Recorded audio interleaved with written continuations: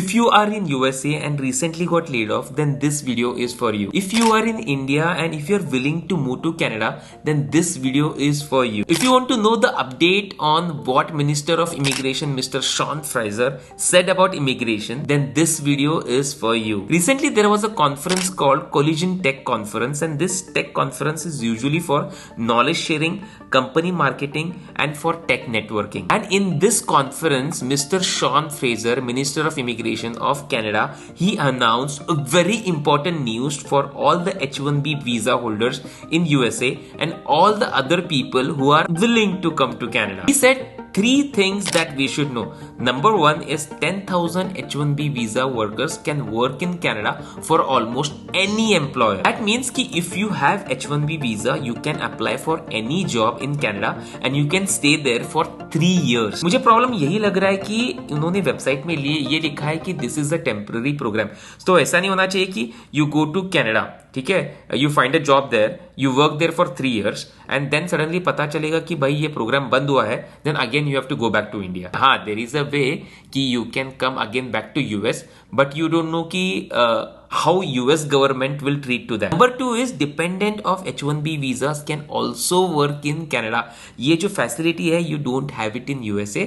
तो आप अगर H-1B वीजा पे हो, आप अगर कनाडा जाते हो, that time you can take your wife also with you and even they can work there. Number 3 is digital nomad strategy. Before giving you an update on what digital nomad strategy is, I'll tell you कि what is digital nomad. Nomad मतलब क्या है? एक traveler who keeps on traveling from one place to another and they don't have a particular spot.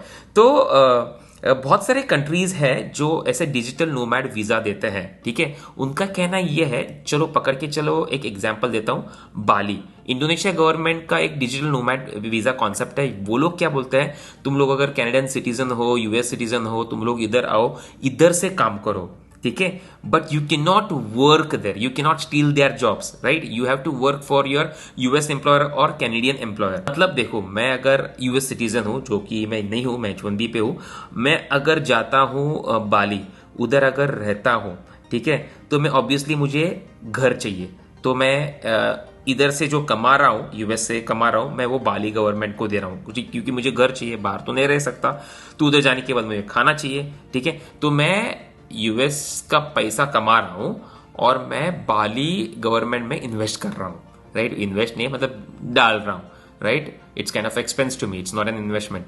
तो बाली government यही चाहती है, right. You don't steal our jobs, but try to use your जो डॉलर्स है, try to use there so that उनकी जो economy है वो बढ़े. डिजिटल नोमैड स्ट्रेटेजी में कैनेडियन गवर्नमेंट यही बोलता है, so you can come here on visitor visa and you can stay here for 6 months, but you have to work for that foreign company and at the same time you can start applying for jobs in Canada, and if you are successful in getting that job within that 6 months of time, then you can stay here for longer duration and they will also offer you a permanent residency और जो भी work permit वो तुम लोगों को दे देंगे. जैसे मैंने बोला, they want the same thing. ये 6 महीने आप आओगे तो 6 महीने ऑब्वियसली तुम लोग पैसे डालोगे, राइट, रहने खाने के लिए. So they want that to happen. Now let's talk about Indians who are willing to come to Canada.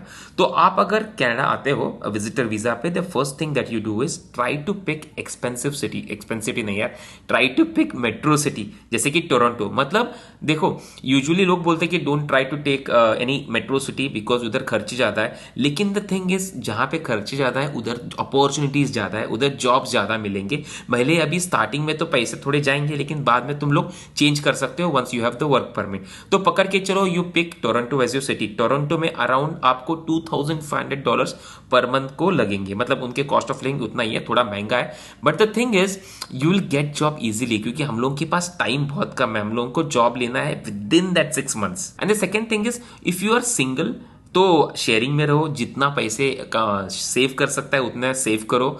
और आप अगर मैरिड हो, if you have a family, try to come alone here, try to settle here for 6 months, get your work permit and then only call your family. Now let's talk about H-1Bs who are currently laid of.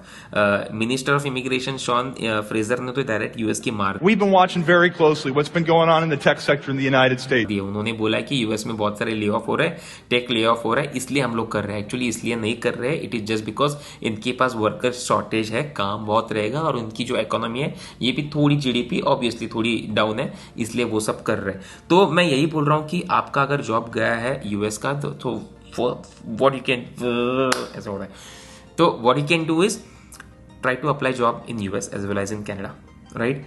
अगर by any chance US में मिलता है, try to stay here.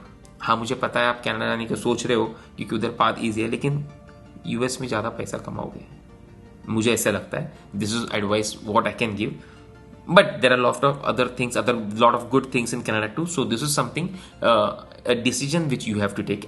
I just told my advice to help you make that decision. I'll tell you advantages and disadvantages to stay in Canada. Number one advantage is immigration pathway. मतलब तुम लोग अगर Canada में रहते हो for around 4 to 5 years you will easily get permanent residency, और 7-8 साल में तुम लोगों को सिटीजन मिल जाएगी।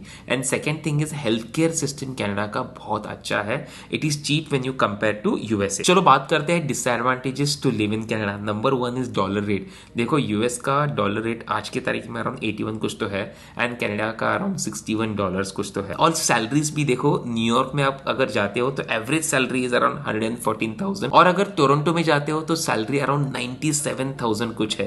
तो आप मल्टीप्लाई करके देखो कि कौन सा अच्छा है। Second disadvantages, opportunities are more in USA.